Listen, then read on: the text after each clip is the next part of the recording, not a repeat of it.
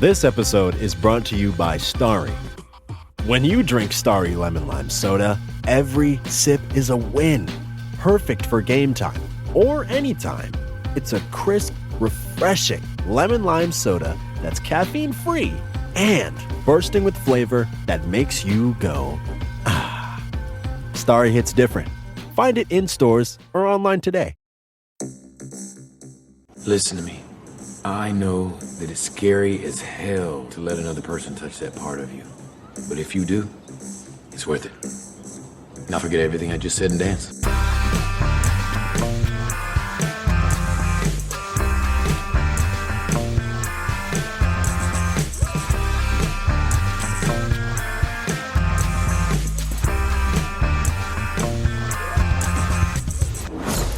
Hello and welcome to Series 5 of Unequal Sequel. My name is Dave and I'm one of the two hosts of this very charming podcast. And I'm Rich, and I'm the other host of this charming podcast. Think of me as Chewie to Dave's Han Solo.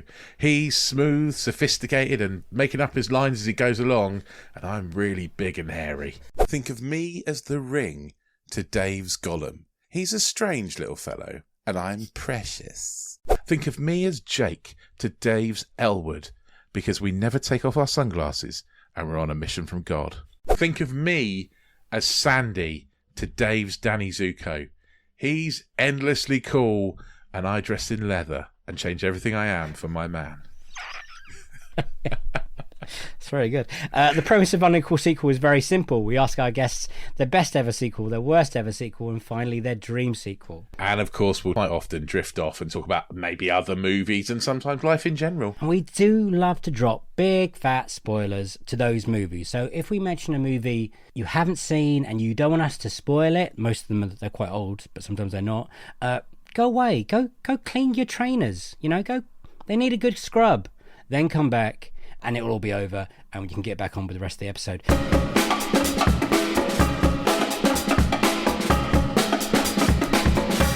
Do you remember the first sequel you got excited about? Oh, for sure. And it's still, to this day, one of my favorite sequels. In fact, I'm going to see it tonight in the theater, and I'm so excited. I'm driving an hour and a half to go watch it, but it's Terminator 2 Judgment Day. Wow. First sequel that I ever got really excited about. I remember I wasn't even, I think it was just the trailers, like complete. I was like 7, and I shouldn't have been watching Terminator at all. I hadn't seen the first one, but the trailer for the second one, I just was obsessed with it. And I finally convinced my mom to let me watch the first one to get ready for it. And so I remember watching it, and then it was like, and when it came out, we had a video store that they would only get. I lived in a small town, so like when a new movie would come out, like you basically have to get put on a waiting list to get the VHS because it would come out for rental before you could actually buy it in the store. Yeah. So I remember like. It was a big night. I still remember being so excited all day long because it was the day that I knew we were going to get to rent Terminator 2 and watch it. And I had no business watching it at that age, but I did, and I loved it. And I think it fully. I think it had a lot to do with the man I've become today. I mean, it was probably. I was going to say it was probably the second Back to the Future film. Now, I'm pretty sure. Had it come out already by the time I was born? I don't know, but I remember being very excited when I realized there was a second one. Or maybe an Aliens as well. Ooh. I loved Aliens as a kid. Yeah, I thought it was very cool. I think it's because my parents let me watch it and they say bitch at the end. I mean, they say a lot worse things, but, that's a real, like, quotable moment. And, hearing people get excited about it. Yeah. I think my parents were keen for me to watch films with strong female leads. At what age? Oh, that's a good shout. Yeah, how old were you when you watched Aliens? Really young. Like, I must have been about, I reckon about 6 or 7. Because I started watching Red Dwarf when I was 7. Oh, yeah. So you know what smeg was and everything? Well, I knew what the term meant. I didn't know what the meaning was. I just knew it as a funny word that isn't a swear. But yeah, I think because they wanted me to see what the parody of Polymorph was. Right. Yeah. It's probably mainly my mum. My mum is like, My mum probably showed me a lot of things. I mean, I watched The Killing Fields when I was like 8 or something, you know. Was that for a history lesson or something? Just like, you've got to see this. She wanted me to see it because I had a hairdresser who had escaped from the Khmer Rouge in Cambodia, and she wanted me to see what my hairdresser had to experience. Okay. Life lessons through movies. Wholly inappropriate for age group movies. Yeah, exactly. Yeah. I can't imagine watching Killing Fields and then going back seeing the hairdresser and be like looking at her in the same way. I bet that was a bit awkward. Yeah. Did your mum introduce you to a lot of films then? Was she the main force behind the film watching? Yeah, I would say she was. Like, my parents both watched a lot of films. But yeah, I think my dad just worked a lot, so I didn't so he just wasn't there when I was watching them. But yeah, my mum, she's quite into, she loves comedy, right. loves a bit of rom-com, but also a soft spot for horror. She likes a bit of sci-fi and horror, yeah. Probably got to be The Lost World. Like, that's got to be the one that so I've much more distinctive memories of watching the first Jurassic Park because I made it to like the second T-Rex scene and then was taken out of the cinema because I'd spent about 25 minutes crouched down in the footwell, peeping over because I was that terrified.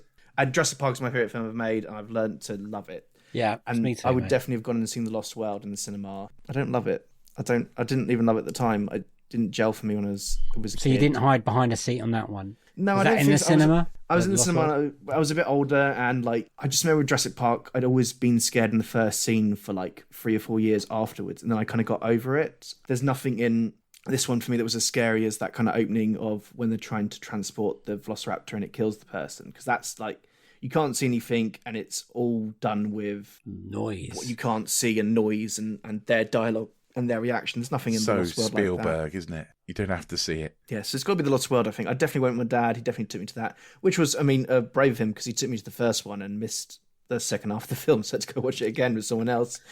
Yeah, so it would have been The Lost World. I would have gone and watched that. I'm trying to work out which came first. So it's either Ghostbusters 2 or Back to the Future 2. And I can't remember quite which one. They were both in that same house I lived in. Brilliant. And both were sequels to films which I loved, although I was terrified of Ghostbusters, but I still loved it as a kid. And I was gutted with Ghostbusters 2 because my brother went to see it for a party, so he saw it before me. And that devastated me. That's annoying. But I think in terms of like pure excitement, it was definitely Back to the Future 2. And that's the first time I remember a film being bigged up in the press and the media. And I remember seeing like TV spots about it, and I remember seeing interviews about it, and I'd never seen that before. Normally my dad or mum would just say, well, let's go and see this film, and like, sure. Sure, I'll turn up because you're going to drive me there and give me popcorn. But that was the first time I remember saying, and we're going to see this when, Dad? We need to see this like as soon as I just remember seeing like on Good Morning TV, on breakfast television, all the different spots, and seeing clips of the film and seeing clips of where the hologram kind of opens its mouth, the holographic shark, of Jaws, 28, whatever it was, open its mouth and like chomping down on Michael J. Fox or Martin McFly. I remember thinking that is the best that we're ever going to see in CGI graphics ever.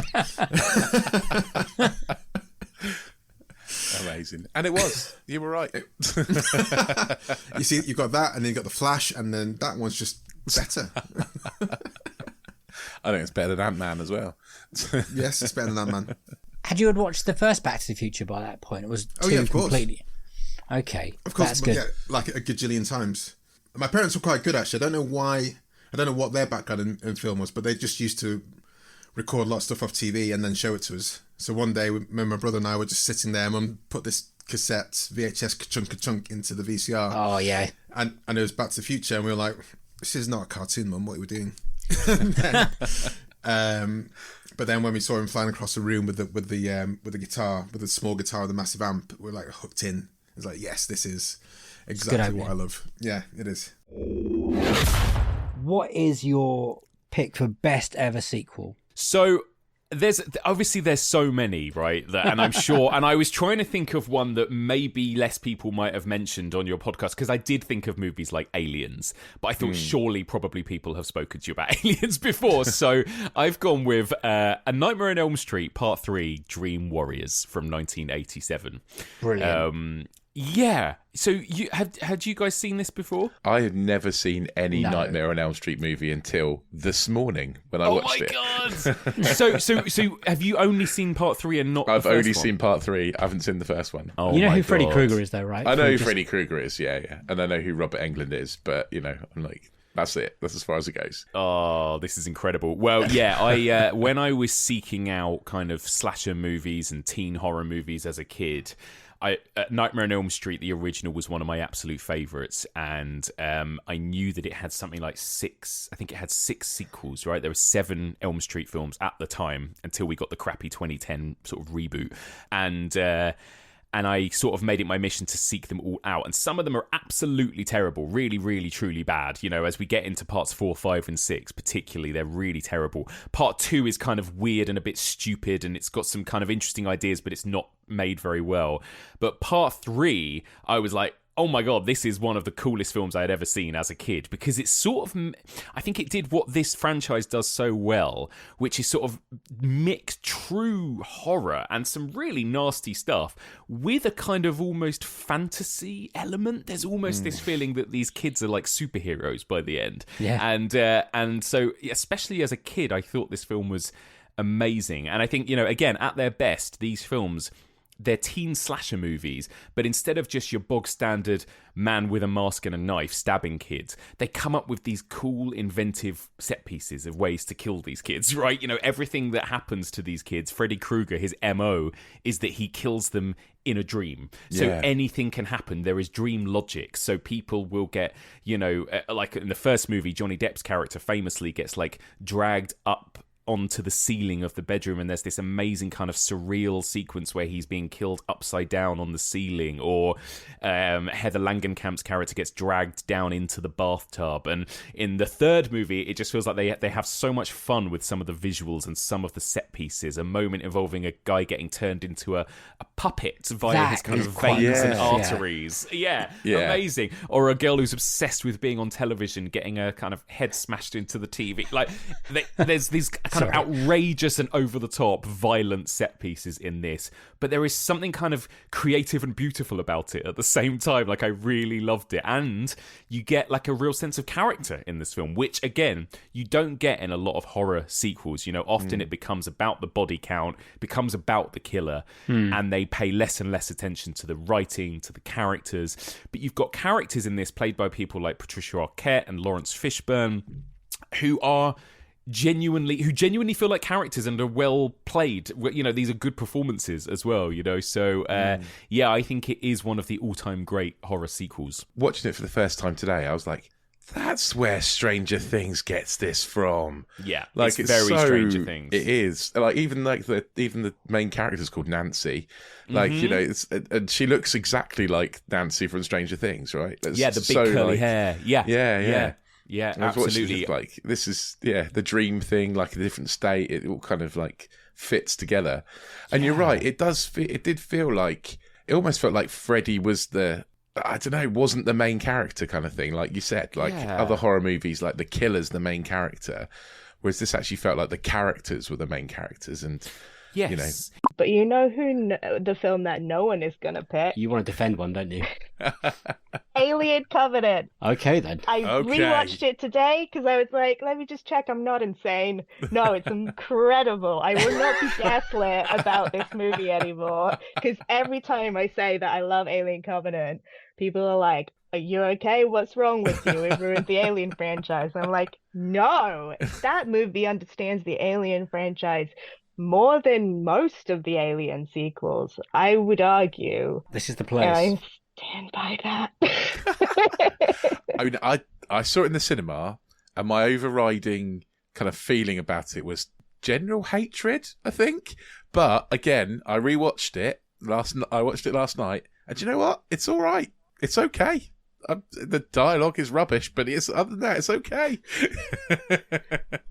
Very similar to Rich. I watched it, I think, the Picture House in London on the opening day, and it was dead. I'm pretty sure it was dead, or the first few days. No. And I was like, where is everyone? It was weird. And I remember not hating it, not loving it, and I thinking that's better than Prometheus. Yeah, I think it is better than Prometheus. And I really like the ending, and I was like, oh, I can't wait to see what what goes on in the next one, which we'll get Didn't to later. happen. That hasn't happened yet. I don't know what's going on, but it's yeah. Why do you love it so much? This is the thing. I know, and I think you've had a previous guest on this podcast talk about aliens. We've had a few, yeah. And I We've had know a few, a lot yeah. of people, that's their favorite film of the franchise. I'm going to be honest, I've never really liked Aliens very much. Big call. And Big not in a call. way that I think it's a bad movie. Like, I respect the filmmaking and Yeah. I respect James Cameron's, like, he's a fantastic action director. But for me, it's Alien, and it is the cosmic horror of it. That first movie to me is so fantastic because it's this feeling of, like, what would we do as humans if we were faced with the absolutely unimaginable? And that's what's so frightening about the xenomorph. And I feel like by the time you get to Aliens, they've got guns and they just shoot them, and you're like, oh. Kind of the allure of the alien has been sort of like brushed off, and now it's like, oh, it's just like a thing now. But in the first movie, it's the horror of, like, what is this? What does it want? Why does it look like a penis? Like, there's so much like psychosexual, like, really, like, you know, it's the H.R. Geiger. There's like a bit of Lovecraftian stuff to it, and I feel like Alien Covenant, out of, I don't want to be bold, it's like maybe all of the sequels is the movie that picks up that idea the best. And it's that sequence, there's like a 20-minute sequence where they first like meet well, it's not the xenomorph, it's like the neomorph, the little baby baby xenomorph, the albino one. And the little tiny, it's quite cute. It's like and that sequence I think is ingenious because everyone is so like, what is this? That they act like absolute idiots. And I've had a lot of conversations with people of going, that's so stupid, why are they so stupid? And I feel like, okay, but do you remember that viral video of, I think they were Irish and they had a bat in their kitchen? Yes. And they were all, right? Freaking Tell out. me that's not the same as Yeah, it's the Alien same. Covenant. Like, I think that sequence of like, I think her name's Ferris, and she like locks her crewmate in the medical pod with a xenomorph, and she's like, I'm not letting you out, oh my god, we're keeping it in there, Which is and right then she runs procedure. her panic. But then she's like, oh my god, no, I need to kill it. So she gets the gun and she opens the door again and she tries to shoot it, but then she slips on the blood. And then she tries to crawl out, close the door again, realizes that's a terrible idea, smashes her foot, and then it gets out of the medical bay and it's chasing her around and she's trying to shoot it and explodes the entire ship. I'm like, it's funny. I think Ridley Scott intends it to be funny, but I think that's one of the most human things I've ever seen in one of these like sci-fi monster movies. Like, I that's my issue with Aliens, is that because they're meant to be Marines and they're really well trained and they know how to handle this stuff. It's like, that's not as interesting to me as, oh my god, what is that? Bang, bang, bang, bang, shoot it, run. It's like, I've played a lot of like multiplayer like shooting games, and I see how people panic, right? You're just shooting wildly into the air because you see something, you're like, I don't know what to do. So I have full confidence that if I were in the Alien universe, I would be like her and I would die horribly because of my own stupidity. In a sane world, I would have chosen Toy Story 3 because that is the best sequel in the world. But the actual best sequel in the world is Jaws 3D. And this is only the second time it's happened on the podcast that someone has picked their best sequel that someone else has picked as their worst sequel. Really? Who was that, Charlotte? Sarah Budry, and she does a podcast called Let's Jaws for a Minute, and she watched Jaws every minute and talked about it. Yeah. And when she did a whole episode as Jaws 2 is the best, Jaws 3 is the worst, and then she came up with a Dream Jaws sequel. But there is a Jaws. There is a Dream Jaws. There is another sequel, isn't there, with Michael Caine? Well, that's the one she wanted to change. Okay. Fine. Well, Sarah, you're talking shit because Jaws 3D is far superior to the other ones. Right? Why? Just how? Okay. So, as I said with with Superman 3, it hit that sweet spot. And I'll make a strong case, and no one will be able to argue this. This film is the only time that 3D has been a commercial and critical success in the cinemas. Well, not Avatar. Avatar's awful. This was a game changer. It got the gimmick of 3D got people into the cinemas to watch this, and I would argue that it is cheesy as fuck. It is the most successful B movie ever made, and I will defend it to the day I die. It's stupid. It is, yeah. No logical sense, but it is cool as fuck. Did you watch it in the cinema in 3D? Absolutely. Okay. It was terrifying. Let's talk about that experience. So these are the old blue and red goggles, like paper glasses. Yeah, 100%. Did they hand them out on the way in? Yeah, you got them. You got them in a packet on the way in, and they were precious because I tell you why, they made you feel American. Because we watched shows, as you said earlier on, films took so long to come over the Atlantic, and to 80s kids in Britain who didn't have anything really. We'd see films like E.T., we'd see films like The Goonies, we'd see, all these kind of like young adult kids, Temple of Doom, Short Round in the Temple of Doom, all of those kind of characters, they just looked brilliant. They looked so cool. They wore kind of snapbacks with headphones on, Walkmans, they wore Nike, they wore Jordans, they were allowed to wear jeans to school. Yeah. All of these things. They had BMXs, and all of these things were just so exotic and so kind of like out of reach to anyone, to someone growing up in Derby at that age. And 3D glasses just looked absolutely fucking brilliant. So but they came over for, I think Jaws 3D was probably the first mass market film that had that, or certainly it was what they splashed on anyway. Yeah. 3D was then going to be the big thing, and I think maybe one of the papers gave them out, or Look-In magazine gave a pair out that you could like test and see like an apple on the page or something like that. So it was a craze, and the 80s loved a shit craze. Dealey boppers, all of that kind of stuff. Scratch and sniff. We loved all of that crap. So chance of getting your hands on a real actual pair of 3D glasses and to sit in a cinema with these on and see a kind of severed hand mysteriously float towards you with a bone sticking out of it I was palpable with excitement. It worked. It made $87 million from a $20 million budget.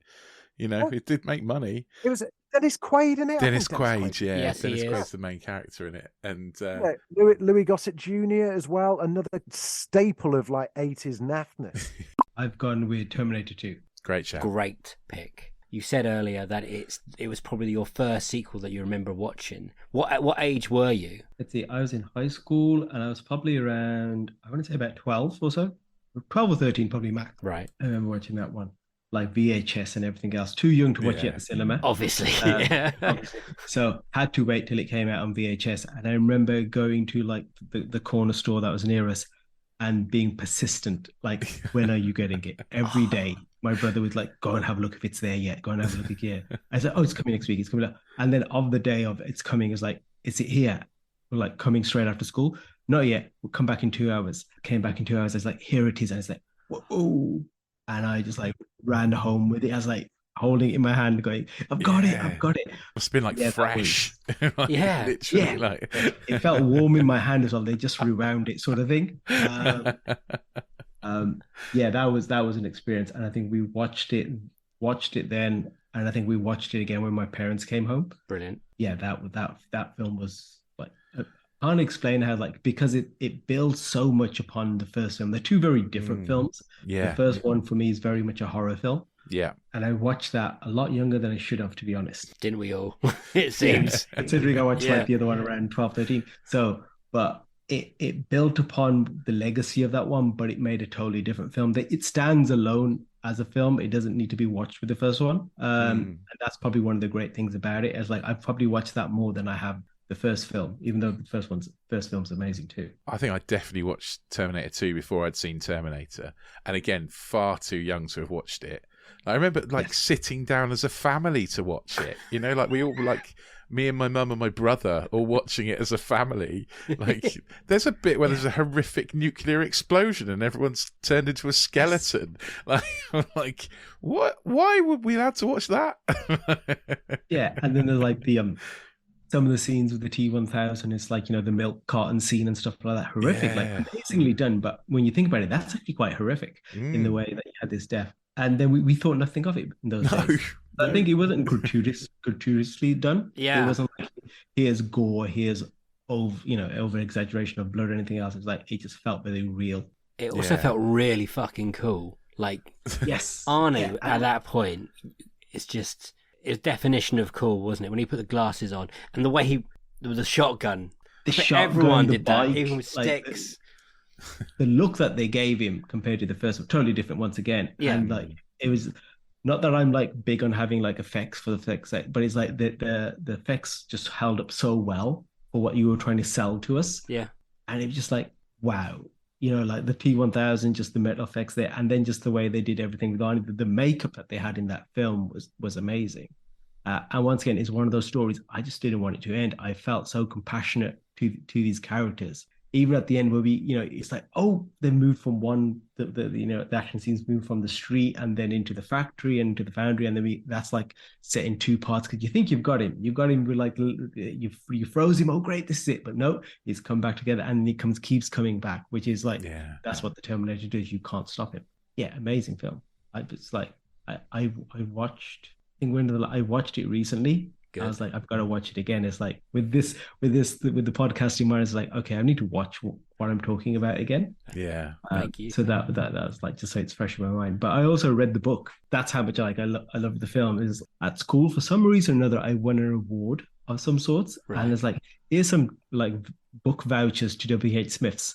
So I can't remember, I have no idea what it's for. But it could have just been my attendance. Where it's like, we're going to take these group of these kids to W.H. Smith's in town to pick up some books. So I remember the books I picked up. I picked up Terminator 2, I picked up Goodfellas, and I picked up Red Wolf. Nice. So you can tell from that young age, I was like, films and TV was everything. So I read the novelization of Terminator 2, and it's like there was even more in that than we got to watch in the film.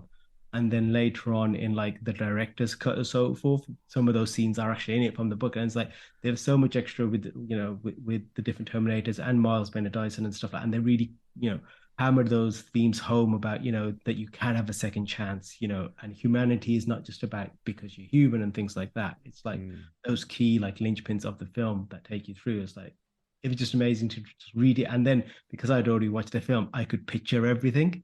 Yeah, because I know exactly how everything looks and so forth. So yeah, I read the book a couple of times as well. Oh, amazing! At what age did you first cry to the ending? Because every man now has cried to the thumbs up, right?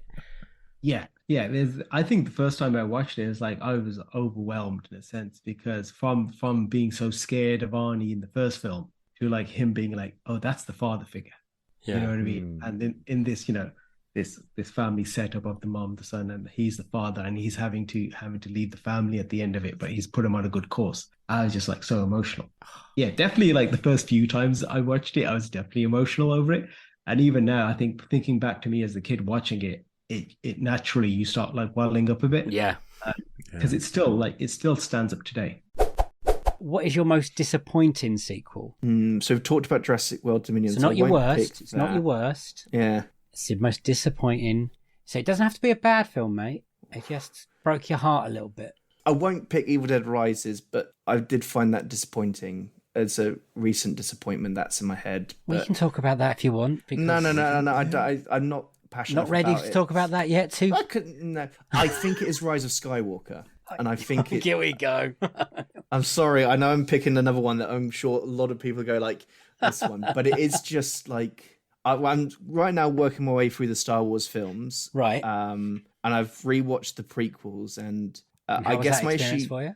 I forgot how bad the acting is in the first one and the second one. I think the third one is great. I think the first two have I think there's like a look and feel to them that is wonderful. But then when you have like Ewan McGregor deliver the lines like he's only just been handed a piece of paper And he's like, right, what am I doing now? Okay, fine. Probably because he has just been handed a piece of paper. And I sympathise because it's like one of the first films that was shot mostly in CGI. So like I think actors. I think Attack of the Clones possibly was first with digital cameras or something crazy. Yeah, so like that. they've been thrown into like this like world that actors haven't really had to deal with before that much. Like CGI has been more woven into the films than it was in those ones. But so my point is like the thing about the prequels is there's a clear story going on there. There's a clear arc for those 3 films. Lucas has a clear idea of where he's going, and that pays off in the third one wonderfully.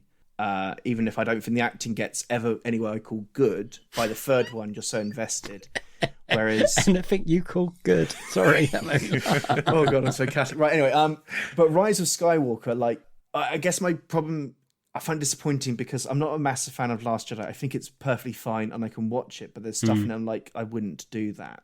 But once you've done it, you've done it. Once you've committed to the bit, you committed to the bit. And Rise of Skywalker spent so much of its running time undoing what was done during The Last Jedi that it doesn't have anything satisfying to itself, and that it has to rush things, which is like with Palpatine being back is a rush thing. If you want to bring Palpatine back, set it up like in The Force Awakens that he's going to come back. Like, and Dave knows why I'm laughing. Every time someone mentions Palpatine being back, all I can think of is Poe just going, and Palpatine's back for some reason. Yeah, the delivery of that line is wonderful. He like, literally says somehow.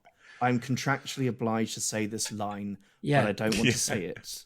And it's just, I didn't realize until quite recently that I was hurt by Rise of Skywalker. I mean, this is really like I couldn't commit to Star Wars in the same way that I had before, and now I can. Yeah, I've kind of got past it, but for a couple of years, I was like, I liked The Mandalorian because it's Star Wars, but not important. Like it's like Star Wars where there's a guy and a little baby Yoda thing, and that's it. And I was like, I like this. And then when it would get more and more like Luke Skywalker pops up, I was like, I don't like this. I just want I want the feel of Star Wars, but not the story.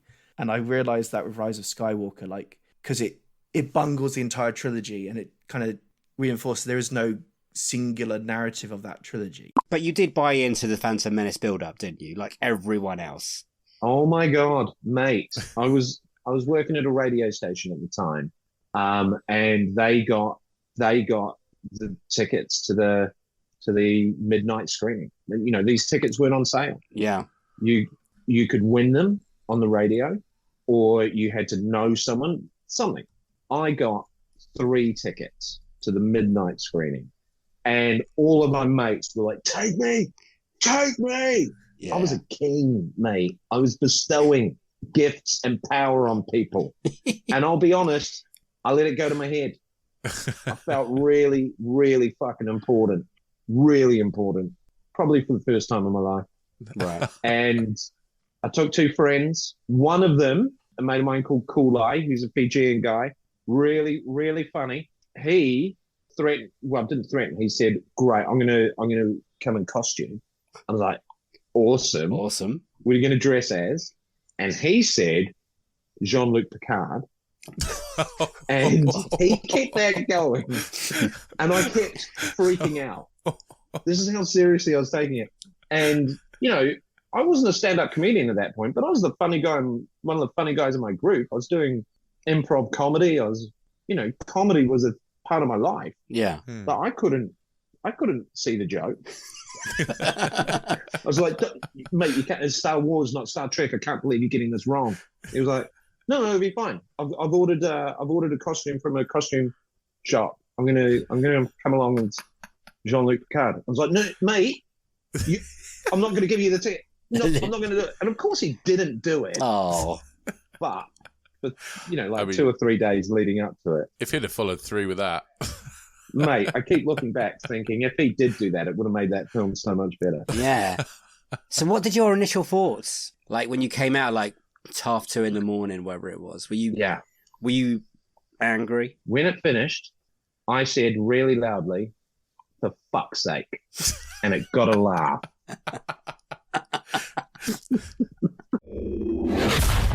So what is your worst ever sequel? Again, I'm pretty sure there are definitely worse sequels than this, but just one that I thought would be quite fun to make you guys watch.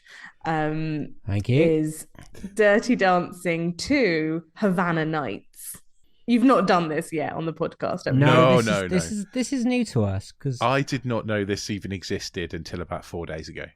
Like, I didn't even know this was a thing. I was shocked. And? I was shocked. I didn't hate it. Like, I didn't hate it.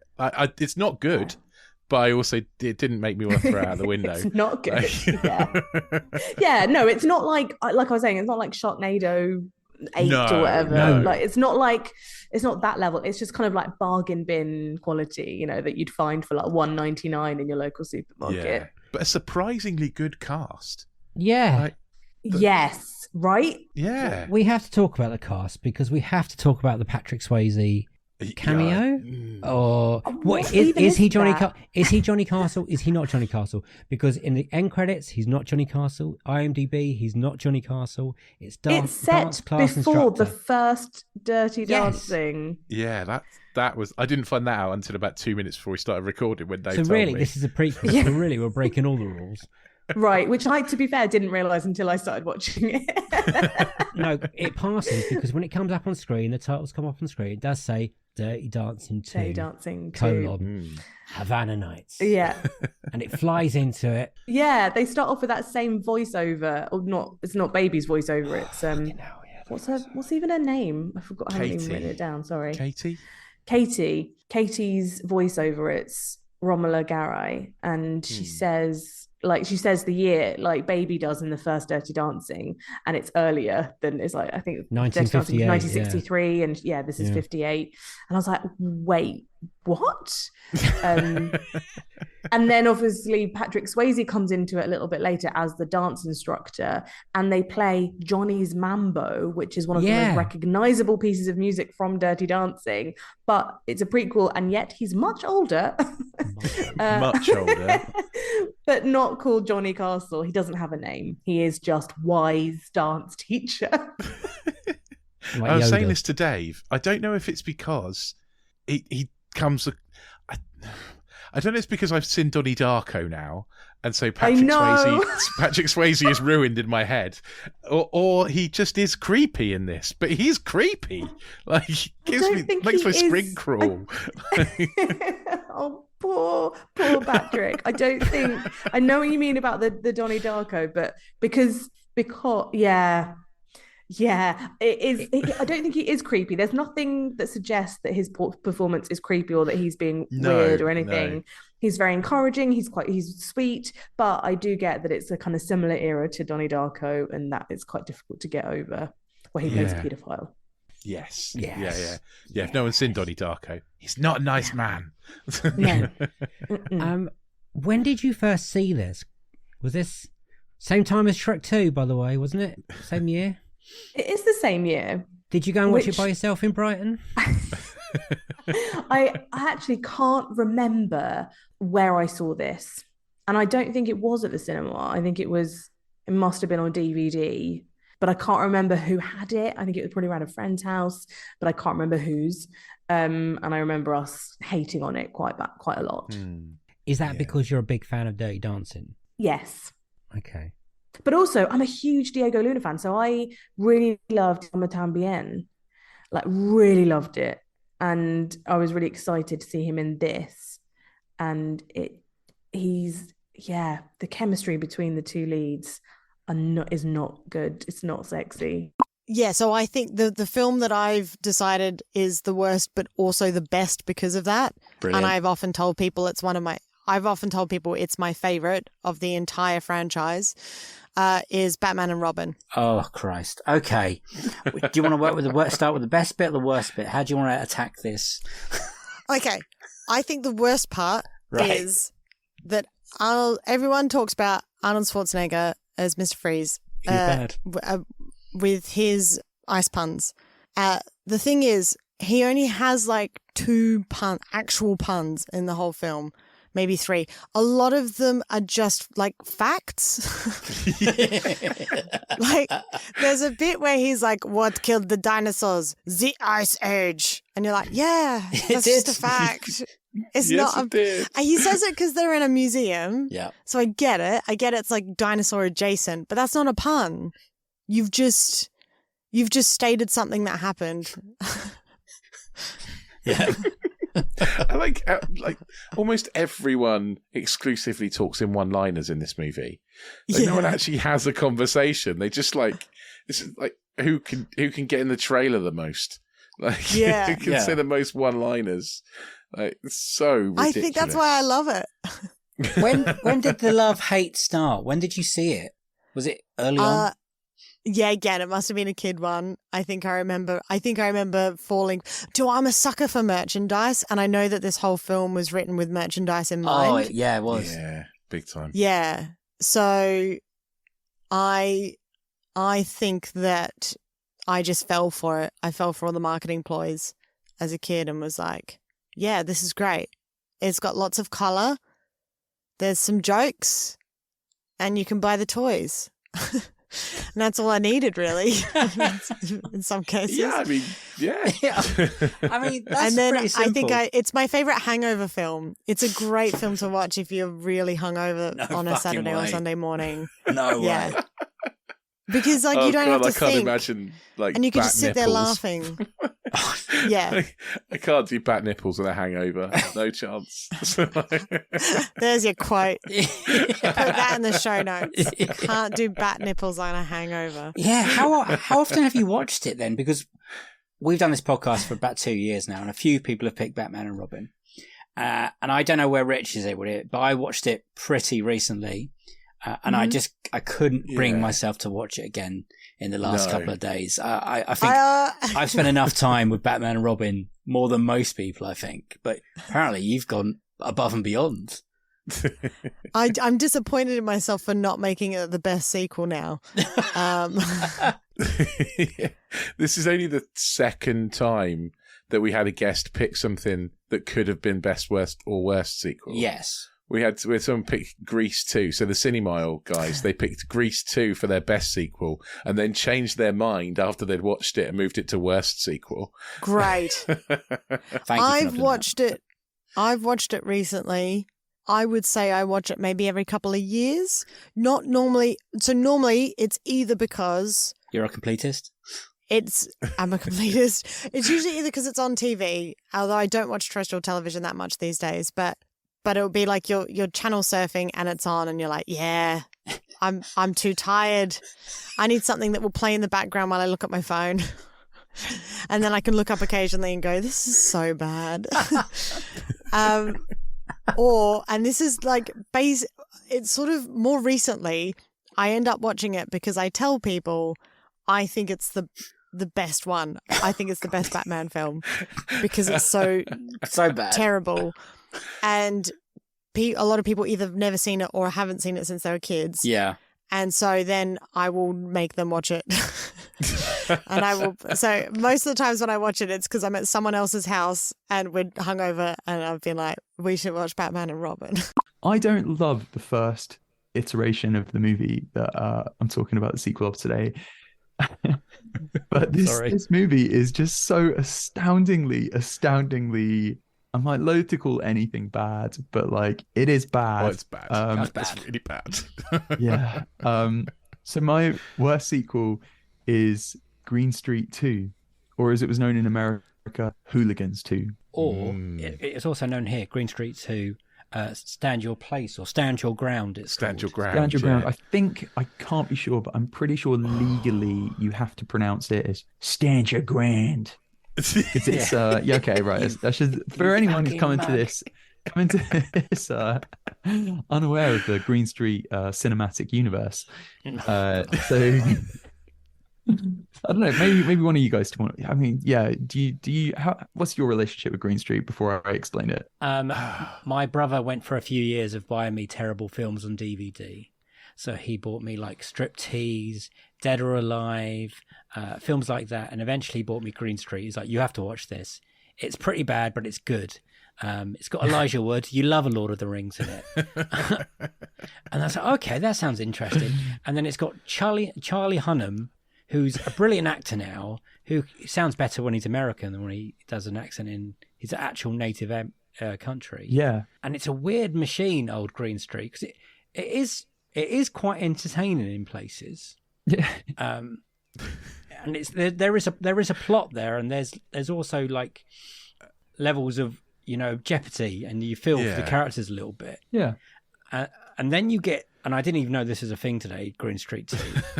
And then you get to this one, and only one of the side characters comes back, and they're in prison. Oh, big time they are. Yeah. Yeah. In America? Well, this is one of the very, very, there are so many kind of like big questions about this movie.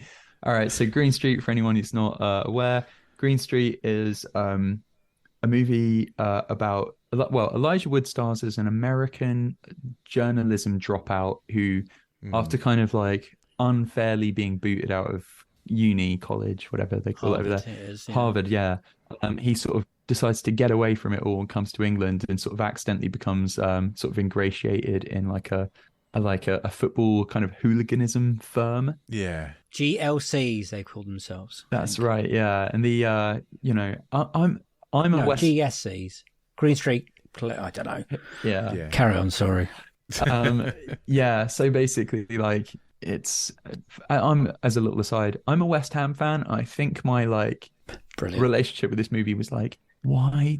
I remember being really intrigued by it because I was like, why us? West Ham have allowed their like, they've obviously kind of given permission for filming and they've given permission for the West Ham name and all this kind of thing. And it's like, guys, why? This is such a bad advert for your club. And anyway, so Elijah Wood at the center of this kind of big, sort of rivalry between these two supporters, set of supporters, all ends with this big fight. And you would have thought like, okay, there's absolutely no need for a sequel, especially after the first film didn't do particularly well, like in terms of reviews and all that sort of thing. But this, of course, was the era of like, it was we were still in the midst of this sort of DVD boom at the minute where it was very easy for movies to kind of like turn a profit because people were just buying DVDs in their droves, and it didn't need a theatrical release anymore. You could just make so much money. So they sort of set aside, I think Lionsgate was the studio, they set aside $1 million for a Green Street sequel. And this, so the plot involves very rooted in reality, I believe. There's all the people from the big fight at the end of the first Green Street. They're all in prison, the same prison, obviously. And they obviously, because that's what you'd do. You'd stick the people who just had a massive fight in a contained area. I'm sure that won't lead to any problems. So basically, bit of a bloody problem. There's only too many people in the jail. When it happens. So the authorities are like, well, we're overpopulated. What do we do? They decide to they're gonna have to let some of the prisoners go. How do we decide? Let's have a five-a-side football match between the two firms. Winner gets their freedom. That's never happening. That's not a thing. And I'm so upset that they would make a film that suggests that that's a thing. It's like the governor of the prison, he's reading through a list and he's like, we can't let this guy's in for rape, isn't he? We can't let him out. We're like, you can't let any of them out. What are you talking about? It's just like, oh well, you're all murderers, but you won a football match, so out you go. The problem is your synopsis makes it sound much better than it actually is. Yeah. Well, at least that makes it sound fun. I've thought a lot about that synopsis because, like, on one hand, I think if I ever sort of like went to jail for, I don't know what my crime would be, but like, if I ever went to jail, on one hand, I think I'd be sort of like very much eaten alive, like would not last the night. But on the other hand, I am quite good at five-a-side football, so maybe I could earn my freedom. So I've thought about this a lot. The Green Street 2 comes up a lot in my thoughts, but it's very bizarre there, and for some reason, most of the cast are American, putting on like really bad Cockney accents, and then there's a lot of Dick Van Dyke in there, isn't there? Loads, and then as Rich rightly points out, for some reason they didn't film in a UK prison. They don't even make an attempt to make it look like it. They're all wearing like Prison Break style, like orange jumpsuits in clearly an American prison. The whole thing is just bonkers. I don't understand what's going on in this movie. Also, you can just tell everyone's struggling with the heat. They continuously look hot and they've got fans blowing everywhere. There's one point where they're like, "Oh, why'd you come to church?" And then someone goes, "Oh, it's got air conditioning." I was like, "That's not a thing," you know. Like it's the opposite. It's got heating. Yeah. It's also, it kind of falls into the same like, I reckon if it falls into the same habit of the first film, in which like it pads out its runtime by basically someone explaining something in supposed Cockney rhyming slang, and then having to explain what it means to another character. Like there's a bit in the first film where he's like, God, yeah, it's wrong. He's like, there's a bit in the first film where he's like, it's not this, but it's the equivalent of like, yeah, that's a nice Bunsen burner, nice little learner. Like just whereas someone has to spend like an extra 15 seconds or so just like explaining what he just said. Just say the thing, just say the normal thing. Also, in most of the sort of examples of that, it's just not. I've Googled it. It's not an actual phrase. That's not Cockney rhyming slang. No one's saying these things. Matrix Reloaded. And you are correct. And you win. Ding ding. And this should be the example we use for all these for this question forever. Right. So I'm guessing you're a big Matrix fan. Yeah, and it's one of those things that gutted me that I didn't see it in the cinema. Right. It was back at a time where I wouldn't have seen all the films all the time due to money or just other interests. So I chose to watch. I don't know why. I don't know why it was a choice, but I don't think it was on my radar so much. The first Matrix film, and the other big film out that summer was Phantom Menace. So I was just like, well, Phantom Menace didn't get me in the feels. I was aware the Matrix coming out. I wasn't so interested in the Keanu Reeves movie at the time. The bullet time looked quite cool, but I just thought it possibly will be shit. And then everyone was talking about it. And then I saw it on DVD, and I was like kicking myself all around town from then until still now that I haven't seen it in the cinema. Yeah. So when Reloaded was announced, and then also the fact that Revolutions was going to come out within 6 months, the level of excitement was like, it just started and it built and built and built. And I went to the cinema with my mates from university. I took them all there, made them come on the first day, and it just wasn't what I wanted from anything ever in my life. In so many different ways. There's so many different failings to it in my point of view. It's the prime example of filmmakers going, oh, you know all the bits that everyone loves from the first one, should we put none of them in the second one? like everything that gave us joy. Yeah, we're gonna not use them at all. Everyone loved. Just none of it. You know, that's fine, and we'll make it weird and pointless. Make it weird and stodgy. Yeah, and confusing. I would say. Yeah. Oh. Yeah, that architect scene still at the end. I don't get it. Still don't understand why. Because the first one was concise. It had out there themes, but it made sense and it got to the point quickly. And yes, that's it. That's a failing with a lot of these sequels or franchises. They feel the need to expand the universe in a way that, or just the series in a way that puts theory into it, which doesn't make it interesting. Yeah. And I'm looking at Phantom Menace here. I still don't know why we spent so much time with the trade association councils. People point that similar lens at the John Wick, but that's very hand wavy for me. I can get over that because I think the action's purely astonishing in that. But there is that propensity in these places, in a lot of places, to over explain for reasons which aren't needed. This is the Matrix. We want to see cool action. We want to see good versus bad in whatever form it takes, and we want to see cool imagery on the scene. And I don't think we had any of that. And I think there was so many things hyped up about it, like the car chase, which I thought was rubbish. Oh wow, really? That's the one thing I hang on to on that movie. Is the only good bit. I don't know how the first film managed to hold up in terms of how the special effects work, but with this, it just looks ropey. It just looked really, really ropey all the way through. Rise of Skywalker is not the worst sequel I've ever seen, because of course it isn't, because I've seen dozens of straight-to-video films which are a million times worse, because The Rise of Skywalker is not a terrible film. It's a 3-star film. It's good. It's fine. Like, there's actually a lot to recommend it. but it is without a doubt the most disappointing sequel I've ever seen. So the reason why it's on my hate list is because it wasn't what I wanted it to be. Right. It's not because it's a terrible film. Okay. That makes sense. It's not terribly made, is it? It's very it's well made, but it's just it's frustrating because for me the storytelling is unsophisticated. And like, so J.J. Abrams I got a lot of time for. I think he's a really talented storyteller and a great filmmaker, and what he did with Force Awakens was what we wanted and what we needed. Now, yes, it hit a lot of familiar beats, and it was essentially a remake of the original Star Wars. But if you're going to remake a film, there are worse films to remake. But what it did was it recaptured the feeling of Star Wars. Like when I watched The Force Awakens, I had the warm and fuzzies. I was there. Like I came out, I had this just huge beatific grin on my face all the way through that film for all of its flaws, and it was glorious. Like, Chewie, we're home. I was like, oh, and then Han dies.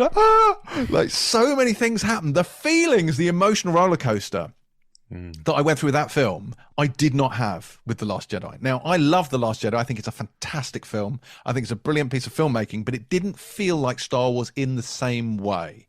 It felt like something fresh. It felt like something new. In many ways, it was kind of like the Andor of the film things, where they'd gone out of left field and they made this kind of grown-up thing, which wasn't what I wanted, but it was what I needed. And I came out of that and I was like, wow, this hasn't given me the warmer fuzzies, and I feel a little bit cold and detached from it, but I think it's a better film. And I was like, I'm impressed by it, but it just didn't land with me emotionally. And I've rewatched it many times. I still don't connect with it in the warm and fuzzy way, but I think it's a fantastic piece of filmmaking. I agree with you. And I think the thing I really hated was the fact that Luke Skywalker just gets really tired and dies. And since becoming a parent, I just really understand You're like, that yeah, now. I get that now. I feel you. I feel seen by that. I just want to fall over and just vanish and just have my clothes fall in a heap on the floor. I mean, it's a genuinely great film. It's got a great sense of humor. I think it's fantastic. It's controversial. A lot of people didn't like it, and I think part of that is because it didn't feel like the Star Wars they wanted. It wasn't what they wanted it to be. But then you had this situation where, and I quite respect Rian Johnson for this, and I wrote the Empire features for all three of the sequel films, but I respect the fact that he looked at that first film and he said, I don't like that, I don't like that, I do like this, I do like this. This is what I'm going to take away, and this is what I'm going to leave behind. And he told what he wanted to tell. What I thought was not great is J.J. Abrams then came back and went, no. Let's retcon all of this shit that you changed. Let's bring that back. So, like, he was like, well, we've got Adam Driver. Why would we hide Adam Driver behind a mask? Let's smash his mask. J.J. Nope, we got to fix that. And he was like, no, this Rey's parents thing, it's hoary and shit. Her parents were no one. They were not important, whatever. And J.J.'s like, no, I think you'll find somehow Palpatine has returned. And you're like, no, what are you doing? And it felt like all of the interesting things that Johnson had done, Abrams kind of then undid. And Johnson was like, Snoke is not interesting, let's just kill him. And then JJ was like, no, let's bring back Super Snoke. And it's just, I don't know, it felt, I don't think it was petty and petulant, and I don't think this is what he intentionally did, because he never intended to do that film, right? It was Colin Trevorrow who was supposed to do it. And I've read Trevorrow's script, actually. And it's imperfect. Like, people go, oh, it would have been this amazing. It was weird. Yeah, that's in Jurassic World Dominion. I don't know. Yeah. Like, it's not, don't get me wrong, I don't think it would have been a masterpiece. I think it had some more interesting ideas. But equally, I think Rise of Skywalker has some interesting ideas that are never developed. For me, that film should have been about Rey being drawn to the dark side by Ben Solo, and him being drawn to the light by her, and then meeting in the middle. So that bit where she is force pulling the transport and like shoots like force lightning, you're like, oh my fucking Christ, that is the film I wanted to see. When they're fighting on that sort of drowned Star Destroyer, the Death Star wreckage, when they're doing that, that's the film I wanted to see. It's all about those two. It's that relationship. It's the dyad in the Force. It's all the good stuff from Last Jedi. And that's what you want. But instead, you get Finn titting about on fucking horses. You get, like, it's nonsense. And then you get this ridiculous cloned Palpatine thing, which leans into the worst sci-fi trope ever, which is that everyone knows everyone. It's not just the world, it's the universe, and yet everyone's related to everyone. It's the most incestuous thing imaginable. And it makes it all feel smaller, and it takes the magic away from it. It's like, you don't need her to be the Emperor's daughter. And and the bit at the end, Rey Skywalker. It's like, that's not how names work. What are you doing? What the line should have been, it's Rey, just Rey. Yes, because then absolutely. Then she's 100%. drawing a line underneath everything saying Palpatine was my dad, but fuck him. Like, I'm my own person. And that, for me, has resonance. Not, I'm just going to take the surname of this bloke that I knew for a couple of weeks a while ago for no real reason. Just... No, 100%, 100%. When she said that in the cinema, I couldn't hold it in, and I actually audibly just went, "Oh, fuck off!" Is there a sequel that you didn't like the original, to the first one, but maybe you liked the second, or the third, or the fourth, or the fifth, or the eighth? Oh, that's a good question. So it brought you back round. Yeah, we call this the Fast and Furious question because 5 is the one that everyone comes back. Yeah. Although I quite enjoyed the first one when Me too. And again, I watched it when it came out. Yeah. It's Point Break with cars. brain. What's not to like? Yeah. Yeah, I like that there was a pink car. I was very invested in that sort of stuff at that age.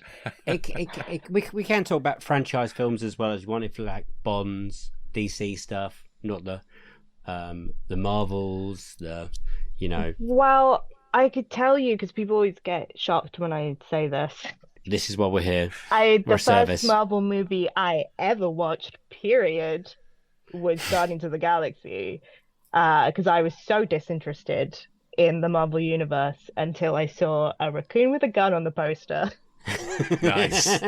I was like, that looks cool. Is that guy from Parks and Recreation? Okay. I watched it and I loved it so much. So I maybe would say Guardians of the Galaxy because This is a great answer. have gone back and rewatched a few. I haven't watched all of them, and again, people get very mad about this. So like the Iron Mans and the first Avengers, and not really for me. Guardians of the Galaxy though, oh, that's great. Like that specifically, that if you want to talk about what I want from a comic book movie, is whatever James Gunn is doing. I'll be totally honest. Yeah. Does that mean you're excited for the future of the DC universe now because he's in charge? Yes, because I have just so not enjoyed the DC stuff recently, apart from a movie that I think we're going to talk about in a moment, and also the James Gunn, the Suicide Squad. Yeah.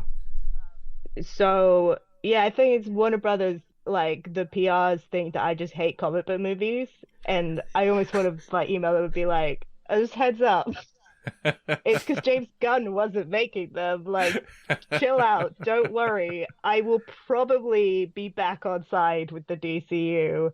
We'll see. I mean, again, this is the thing. I try not to get too excited about stuff so that I don't get disappointed. Yeah. But I'm a little bit excited. Yeah, me too. Me too. He excites me because before, like a few months ago, before this happened, their cheerleader was The Rock, and you can't help but listen to The Rock. He has the mysterious powers and makes you believe everything he says. And I was like, oh my god, Black Adam is going to change the way we watch movies and the DC universe. And have you watched that one? Yeah, and I don't understand what hierarchy was changed. Nothing. It was just 2 hours of smashy. Because he was gonna fight Superman at the end, but they didn't fight, so no hierarchy was altered. No, you're right. But I believed in it for a while, and I was like, yes, a savior, The Rock. And now I can't stand the man. It's like he broke my heart. I mean, I'm not holding it against The Rock. I'll go see whatever he does next. I quite enjoyed the Jungle Cruise movie, I'll be honest. It's all right. Yeah. Well, for like the first 20 minutes of the Jungle Cruise movie, I loved because it was just like the Jungle Cruise ride. And then it sort of stopped being like the Jungle Cruise ride, and I liked it less. But those first 20 minutes were fantastic. That's a tough question because I haven't really thought about it. But as far as I never hated it. I'll go in preface and say I've never hated this franchise, but I think that it has continuously gotten better. Is Mission Impossible. I think that that is the first one's great, but the first couple really they feel like 90s action movies. Oh right? yeah, like they're dated, but Tom Cruise has just kept raising the bar on those, and those movies are insane. So that's probably the one that I would say that I didn't hate it, but it's definitely gotten better as it's gone along. Yeah. No, I agree with you. Is probably Fast and Furious for the other ones. Like, I really like the earlier Fast and Furious movies, but as they have become more and more ridiculous, I've sort of like, I mean, I can enjoy them for what they are, but there is a part of me that misses the Fast and Furious movies being about actual street racing. Yeah, I feel like that. I think the first Fast and Furious movie was Point Break with cars. Yeah, like you can't get better. It's ace. It's so good. Speaking of Point Break, what a great movie! Oh my god, I love Point Break. Then Too Fast, Too Furious, not so good. And then I think Tokyo Drift is great. Tokyo Drift 4's a bit forgettable. Yeah, I honestly, I really kind of checked out after Tokyo Drift. Like, I've seen them, but it's like a one time, and then I'm like, I'm good. I don't need to rewatch it again, sort of thing. And then 5, the whole world just goes crazy. It just gets crazy.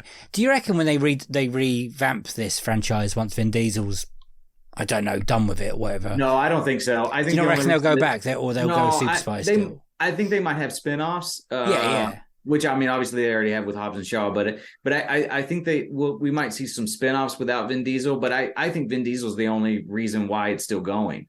I think that Vin Diesel's just so passionate about it that I think he is the soul of that franchise. And so I think when Vin Diesel's gone, I don't see them rebooting Fast and Furious. I just don't. I don't know who's going to jump aboard that's as passionate about it as Vin Diesel is. Do you not reckon they'll go back to the beginning, just have street racing, and then slowly build up again to another ridiculous? I think what will happen will be like Dial of Destiny, and in like 15 years' time, when Vin Diesel's decrepit and old, he'll come back and for one last go. Yeah, I think he's going to have like a son or something that he's training to be a street racer, and we can maybe see it come full circle that way. But no, I don't see Fast and Furious movies being rebooted. I could be wrong. I mean, it's Hollywood, and everybody, they reboot everything eventually. But no, I don't see it happening without Vin. What about the Mission Impossible ones without Tom Cruise? I think that sort of the same thing applies. I think that he's just so integrated into that franchise. That, I mean, I think the whole reason that it works is because of Tom. Oh, so 100%. I don't know. That's another one that I don't see you doing, at least not doing well without Tom. I mean, now the movies are becoming even more notorious for what death-defying stunt is Tom's going to do in this movie. Yeah. Mission Impossible movies are basically Tom Cruise going, right, I've got this cool idea of the way I'm going to try and kill myself. Let's build a movie around it. It's a whole story built around some insane thing that Tom Cruise is going to do. Yeah. And so I think that without Tom, I don't think you've got a franchise on your hands. There's no other actor willing to chuck themselves off something, because I remember, was it Ghost Protocol when they brought in Jeremy Renner? There was rumors that they were going to try and hand over the franchise to him. Well, I know they tried to do that with Jeremy Renner and Jason Bourne. Yeah, right? I mean, Legacy. Didn't go well. I think that it's really hard to spin off these franchises to actors that aren't integral to it from the get-go, unless you just do a complete reboot. And I think that only works with like certain characters that we have had access to for 60, 70 years, like Batman or Spider-Man or those guys. I think that there's certain characters that have been around so long that I think they become like our version of Shakespeare, right? They're like our, like, every actor just wants to do their version of that character. But when a franchise is built from the ground up, like I know Mission Impossible was originally a spy show in the 60s, but nobody alive is remembering that. No, we're not going back and watching old episodes of Mission Impossible from the 60s. Fast and Furious is a good example of something that really finds its niche 6 films in, which is like, it's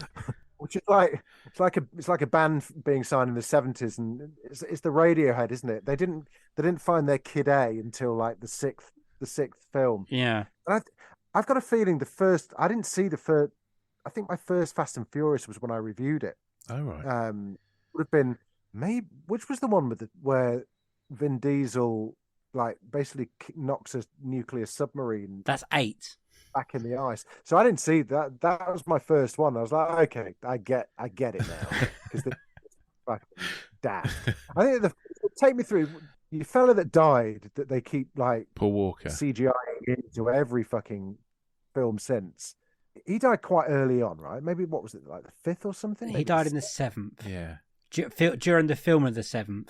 So the first one is like it's the car thing, right? Yeah. First, it's just a petrol head film. Yeah. The first one is Max Point Power. Break, but with cars instead of surfboards. Basically, it's exactly the same movie.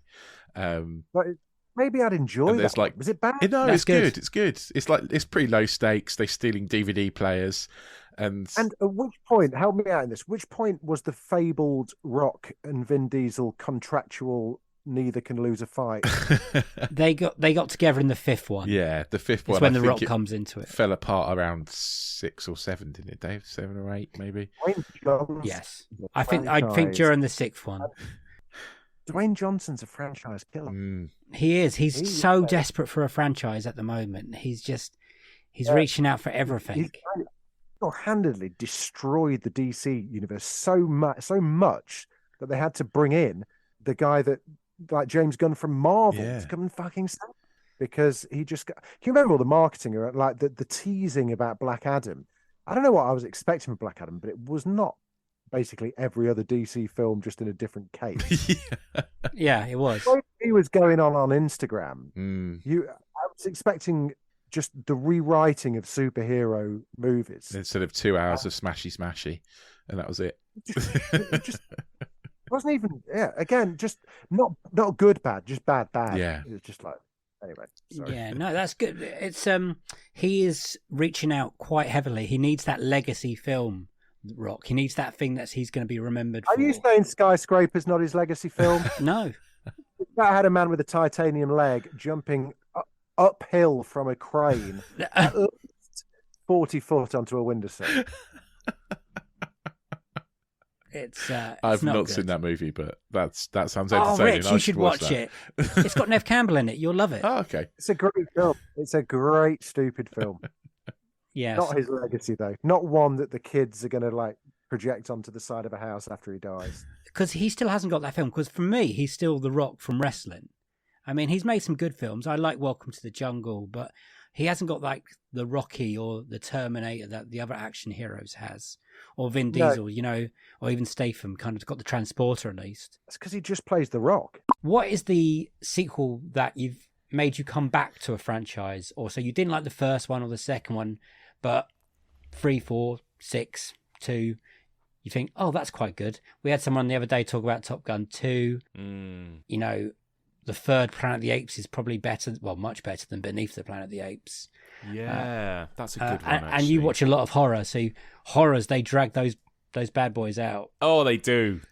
Yeah, I'm sure there've been probably some horror franchises that have done this to me. Saw springs to mind, right? There were 7, 8, possibly 9 Saw films. I've lost count now. I think there might be 9 now, including that Chris Rock reboot a few years ago, Spiral.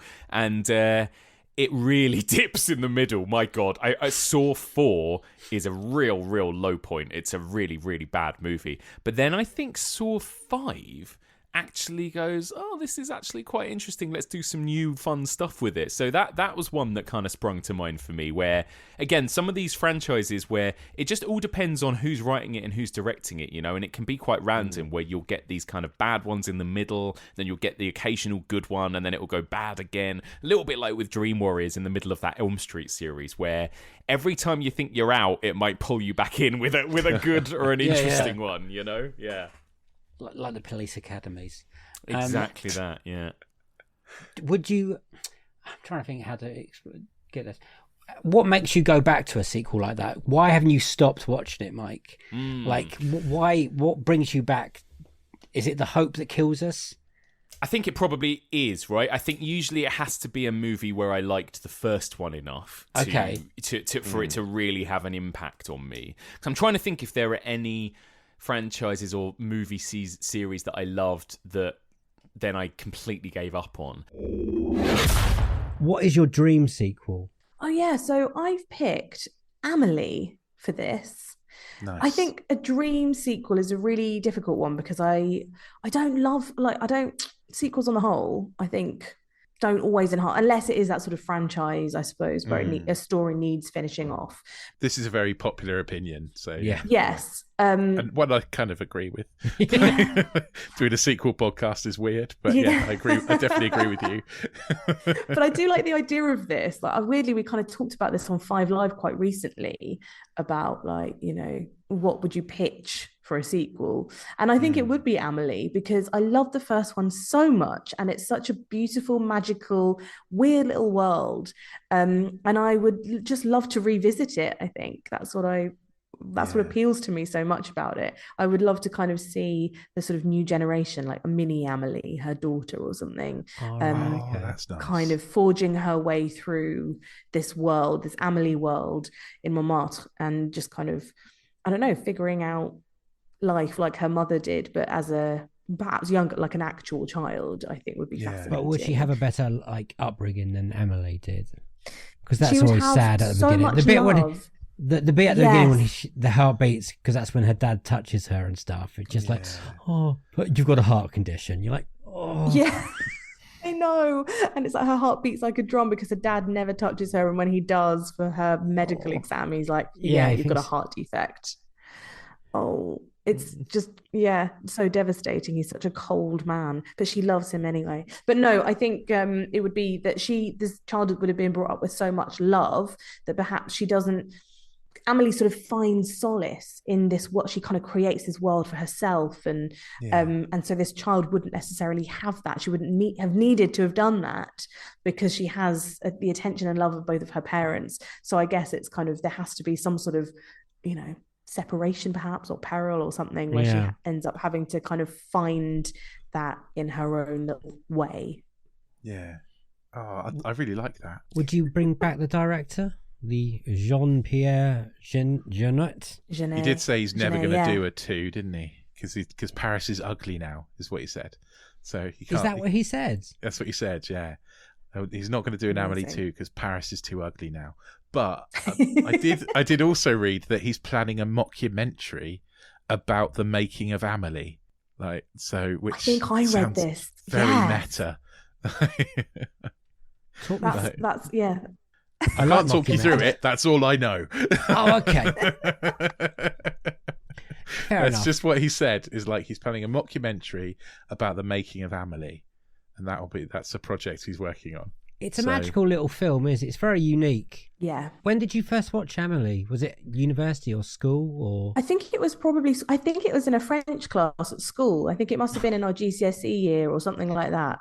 Did they make you watch it with no subtitles? Like, it's up to you now. Probably.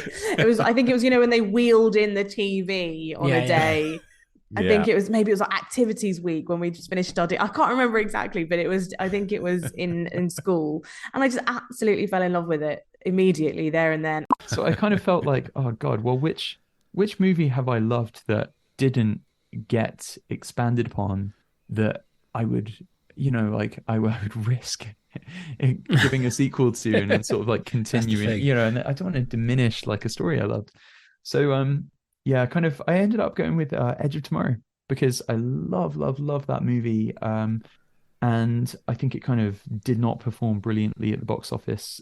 So it kind of got, I was working again at Blockbuster when that movie came out and then came out on DVD, and it performed so badly at the box office that they were trying to give it they were kind of sort of surreptitiously trying to give it a new title. I remember when it came in, it was Live, Die, Repeat in big words on the cover. Yeah. And then that's the name of the comic it's based on, or the graphic novel. So that was the original name, is Live, Die, Repeat. So because I remember there was something it was based on. Maybe this was the sort of, I think it was a Japanese book or something originally. Like there was some sort of product originally that was called All You Need Is Kill or something like that. And I just remember thinking that's such an intriguing title. Like I would hand over my money to see anything with that name on. Edge of Tomorrow is pretty bland as titles go, and you can sort of see the sort of studio think of like, well, we need something that sounds like a title. But Edge of Tomorrow could literally apply to anything, and it's kind of applicable to this in terms of like it being a time loop movie. You're constantly on the edge of tomorrow, but like it just sounds like generic movie title generator sort of fodder. So yeah, so I really like this movie, and I picked it because like I feel like in terms of like the world building of that story, there's more to explore. I picked it in terms of like the kind of concept of like, you know, the repeating nature. Like that movie itself was kind of like quite self-aware in terms of it talking about like, or seeming to talk about like video games and sort of like time loop movies themselves. And I just think there's like conceptually there's interesting stuff to be done in that field still. So yeah, I don't think Tom Cruise would come back, but do you not think? I think this is still bubbling. Do you think so? I mean, I think so. I think they're still trying to find a way of cracking this. Really? Chris McQuarrie has once in a while just dropped hints that this might happen. We had Chris Hewitt on this podcast from Empire, and he briefly mentioned this when he talked about dream sequels, and he said Chris McQuarrie once said to him, yes, we think we might have cracked the angle, or something along those lines. That's so exciting. I never rule this one out. I think it's definitely got a cult following now. It's definitely once you watch it, you realize how brilliant it is, and you're like, why did I not go and see that on the cinema kind of film? That must have been great on the big screen. Yeah, you can sort of tell because it's kind of, since release, it's made a lot of money. Like, so I think it's opening weekend it made like $28 million, which is not great for a $178 million budget. Big budget. But it's made 370 million worldwide. So it has kind of made its money back essentially.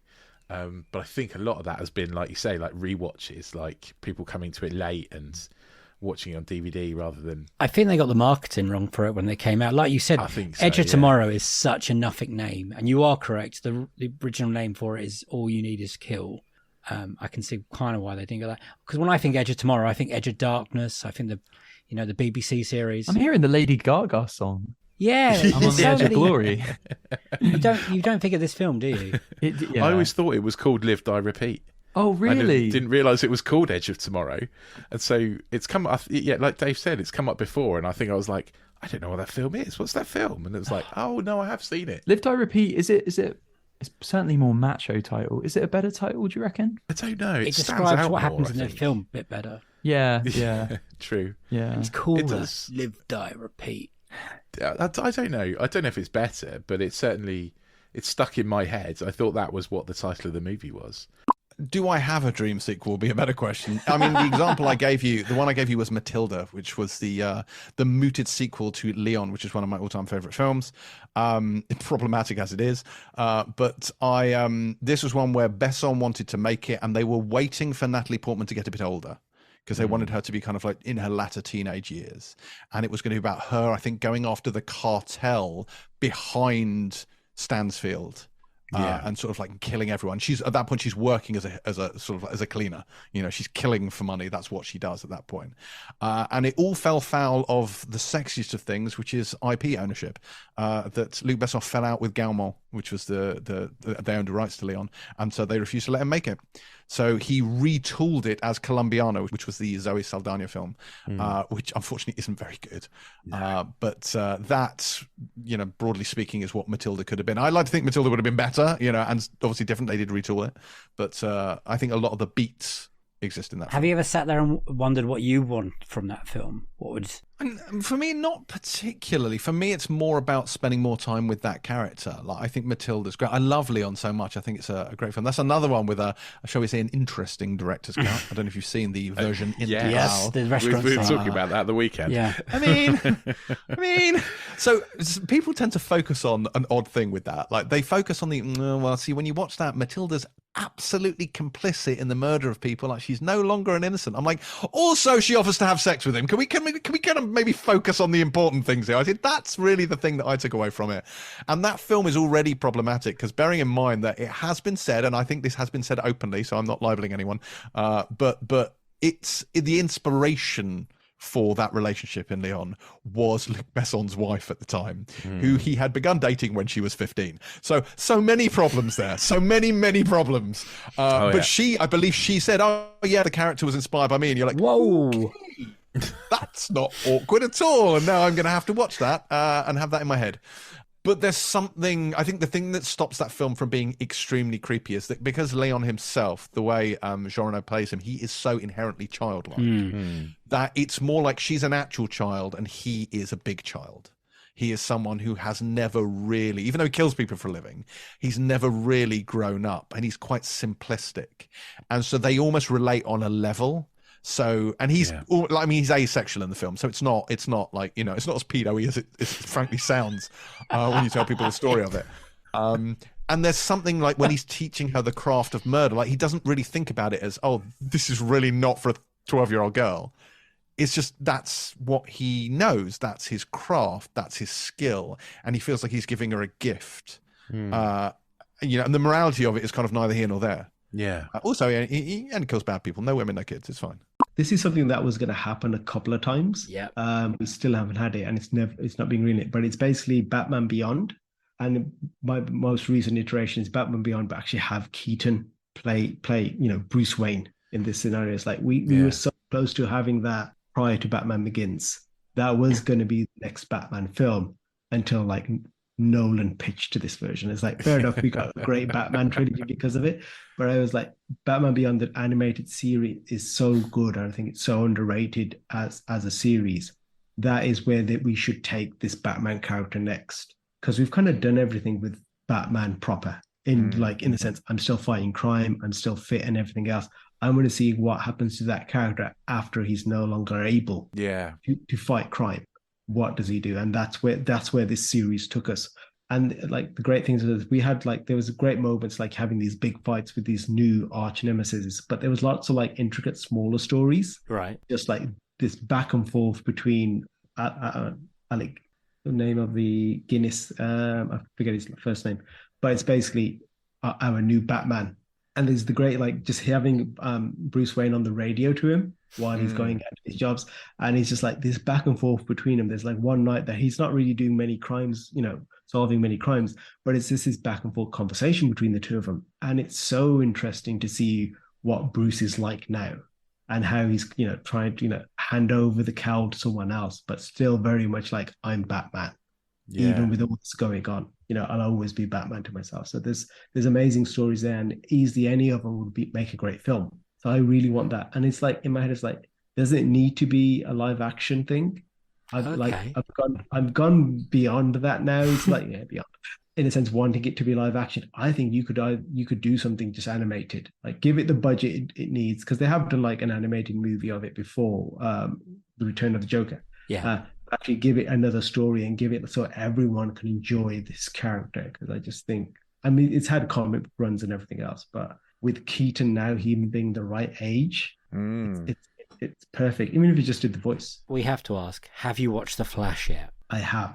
Okay, because they were gearing up to do this. This was Warner Brothers' plan to have Keaton mentor a new... Yeah, if this was a hit, they were going to do the spin-off Batman, which was going to be Batman Beyond. So Keaton, has a protege. Yeah. We do Batman Beyond. It's once again, it's like it's happened twice now, because it was going to happen before Nolan's and it was going to happen again now. Yeah. And of course, it won't be happening now. But yeah, we were so close again. And that's why it came back into my mind, because it's like, oh, it's come and gone again. Oh, what did you think of The Flash? I think the first 2/3 they had something good there. Yeah. Then the third act really let it down in what they were doing. I think the setup was decent. Keaton, of course, is Keaton, and he was brilliant, wasn't he? He was brilliant. The stakes were right at that point. Comedic elements were right. And then that third act just really let it down. It's like, this is what your vision of a multiverse is. It's just really poor. It reminded me, no offense to this CW, but it reminded me of more of a CW sort of thing. Oh, we don't have the budget for this.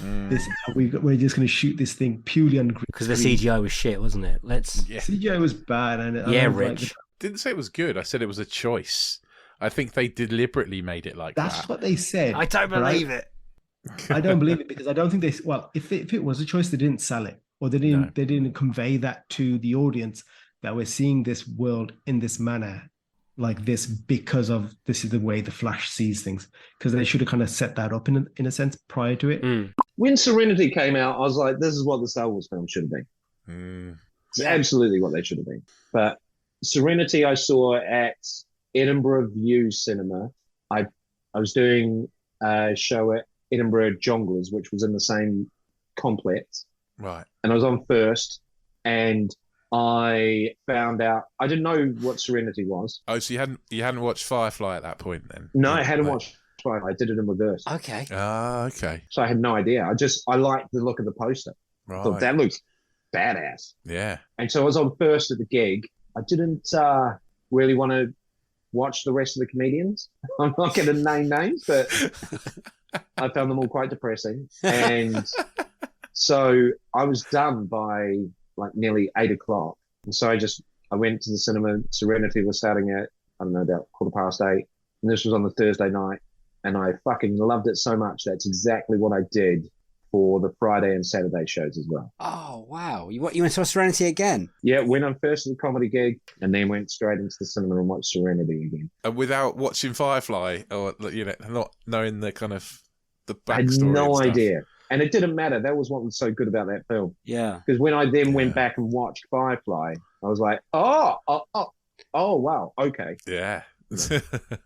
But the Thursday night, there weren't many people in there. The Friday was busy, but the Saturday was sold out. And the difference between watching a movie like that with, 30, 40 people in the cinema compared to it being completely sold out. Yeah. It was an amazing experience. Just feeling the buzz in the room of hundreds of people loving that film. Yeah. It was wicked, man. It breaks my heart there's never been a sequel to Serenity. I nearly said Firefly then, because I don't know if you were at with uni yet, Rich, but we got given a DVD by someone where we smashed it in like 2 days. And then, of course, at uni, we got ourselves a dodgy copy of Serenity, because at uni... I watched Serenity at the cinema. Oh, we got when we were at uni. Yeah. You might even got your dodgy DVD copy from me of probably. Firefly. You can get anything when you're a student. You like... Yeah. Yeah, connections. So we were all watching on this like little TV. It's just... We were taken with it. Like, we thought it was magic. And then once you start researching what happened to it when they put it on TV, like Firefly, and how fucked up that is, it's just... Yeah, they didn't even show it in order when it was on TV. They didn't put... They played the pilot second, which makes no sense to me. They killed it. Wow. They just killed it. It's just so amazing that all that money... that money can be spent on something, and then they shaft it like that. And do you know what? Like, from the theme tune, the first note of the theme tune, this is going to be fucking good. Yeah. Like, just even that concept of the mix of English and Chinese, like basing it totally on one of the biggest languages on Earth. Yeah. Let's extrapolate that idea out. Yeah. And I mean, he'll never get made now because he's cancelled, isn't he? He is cancelled. Yeah. It turns out he's not a very nice man, but Fuck! Isn't that so annoying? It's so annoying. I mean, this is the guy who got twat into a was it twat or twat into a Marvel movie? Oh yeah, did he? When Loki says to Scarlett Johansson, "You mewling twat." Oh yes, he does. Yeah, you're right, mate. When that happened, I was like, "How?" I mean, amazing. How the hell did you get away with that?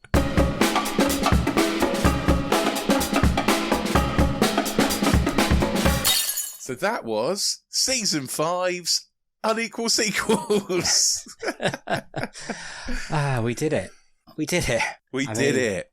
What a great season. What a great season. It started off like, it felt like we were going to get it all done like super early. Yes. And then it still felt like a bit of a rush at the end. Well, it's just me, or no? That was. You're right. It was a bit of just a bit show behind the curtains for all our listeners. That there was a 6-month gap between season 4 and 5, and that's about 3 months longer than normal. That's because Rich got COVID twice. I got it once. Rich ended up in hospital maybe twice. Yeah, I think so. Yeah.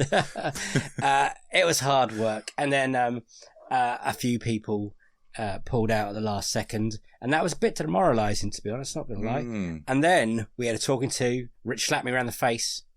Not literally, like verbally slapped you around the face. And then we started to send some more emails, and a lot of people said yes again. Yeah. And that was lovely, and it was an incredible lineup in the end. Rich, you've ruined the game that I like to play every season, which is, can you say thank you to all our Yes, guests? I can. Now I've got a spreadsheet. I'm never going to miss a guest again. I can even do them in order. That's new. Go on then, do them in order. Episode 1, Rhianna Dillion. Brilliant episode. Talks about Shrek and Dirty Dancing and Amelie. Then episode 2, Jamie East. Episode 3, James Dyer. Episode 4, Russell Bailey from the Not Just for Kids podcast, was a brilliant podcast. Love it. Then episode 5, Clarisse Loughrey. Episode 6, Al Horner. Episode 7, Mike Muncer. Episode 8 was Doaly. Episode 9 was Bec Hill. And then episode 10 was Kobi. Episode 11 was Killian. And then the brilliant Jarred Christmas to round it off on episode 12. What an epic season. Yeah. Well, it was brilliant, wasn't it? So much fun, interesting. I have to say the best bits that you've just listened to aren't our best bits. They're just some bits. They're just some bits we put together. Because if it was all the best bits, this episode would be 14 hours long, right? Yeah, and I'm not doing that to you or to me to put that together, because that would be horrible. But I love listening to certain parts of that season. What did you make of it, Rich? The films we had to watch, any highlights or... not highlights? I mean, highlights, as always, is watching The Dark Knight again. We seem to do that every season. I mean, it was lovely for you to watch Bill and Ted's Bogus Journey. That was nice. That you've never seen before. Yeah. So there's some highlights in there. Low lights, Morbius, having to watch that nonsense again. Green Street 2. That I would say that's the worst sequel. I think that's possibly the worst we've seen. It might even be, definitely the worst this season, if not the worst of all time, potentially. I don't know. I still think a certain film we watched for Disenfranchised has got that title for me, I think. Or Legally Blonde 2. Yeah, or Sex and the City 2. Sex and the City 2 is still up there. Yeah. Dirty Dancing 2 was, surprisingly all right. I kicked it off our worst. Like, well, if this is going to start how we're going to go bad, and then that's going to be right. I mean, it's not good, but it was interesting. At least more people have picked Jurassic Park Dominion.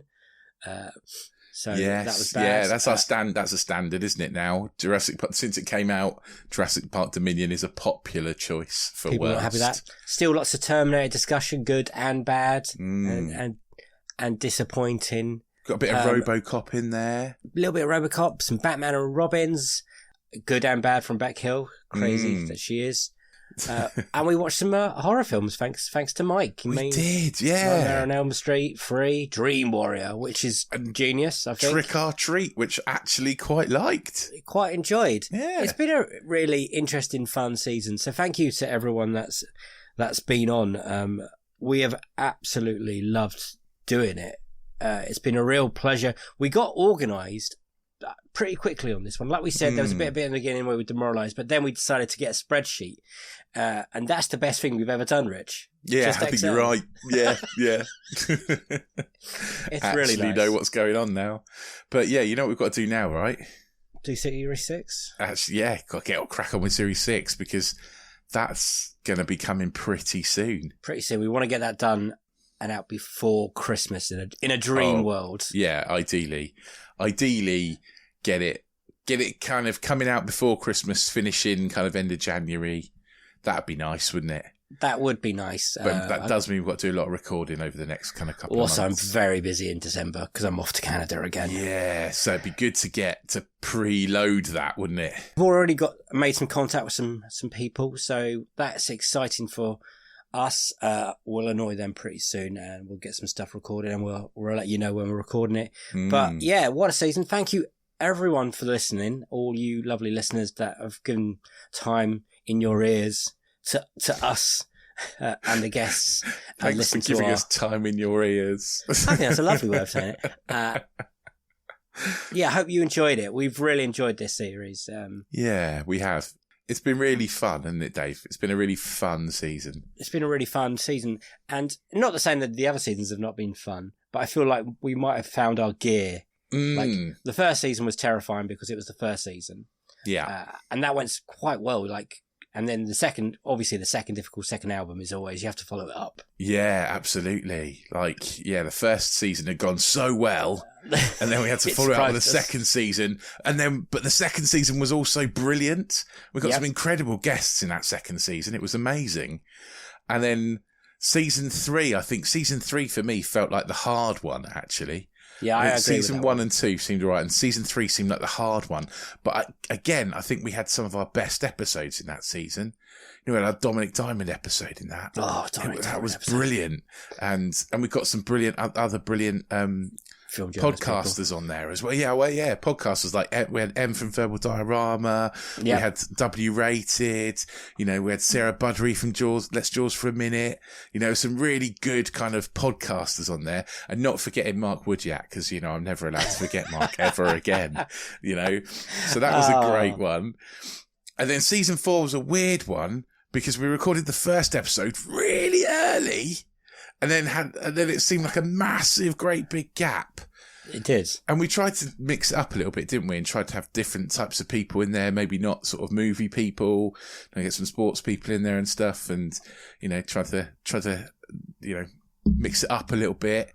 It worked. It worked. It all came together. Then the big old gap. And then season 5. Season 5. Incredible. Won't be a massive gap to the next one. I think I'm talking about myself fit and healthy at the moment, touch wood. Yeah, me too. I've got a cold, but... Relatively, yeah. I've been on a special diet for a couple of months. And yeah, so hopefully that's going to sort my life out. Sorting life out. And obviously, thank you for also listening to Another Slices, for being members of our extra stuff on Another Slice. Yeah, Rich, absolutely. what can you tell people about Another Slice and everything else? Well, I was just going to do that, actually. You preempted me. I was just going to slide straight in there with one of my brilliant links, but I didn't need to. You set it all up for me. So yeah, Another Slice is our subscription service. You can find us on anotherslice.com/unequal sequel. And for just $2.99 a month, you can join our special subscription service, which means you get a sequel to all of our interview episodes. You also get extra podcasts like Disenfranchised and Box Set Mentality. So more stuff from me and Dave. And you also get extra bonus reviews and stuff that we drop in there every so often. It's such good value. Such good value. But if you're already a slicer, or maybe potentially that's not something for you, but you do want to support us, then get yourself onto social media and tell your friends about us.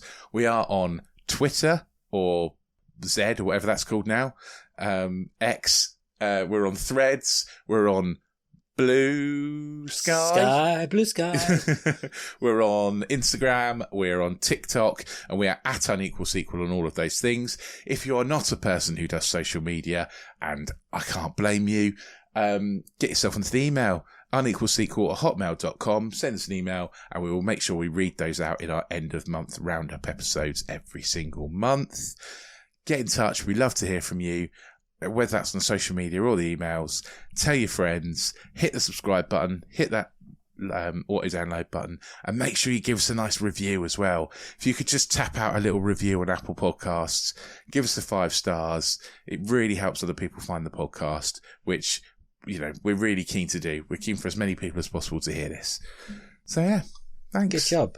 I do just want to say a quick thank you to all the guests for participating in the extra chats on Another Slice. Yeah.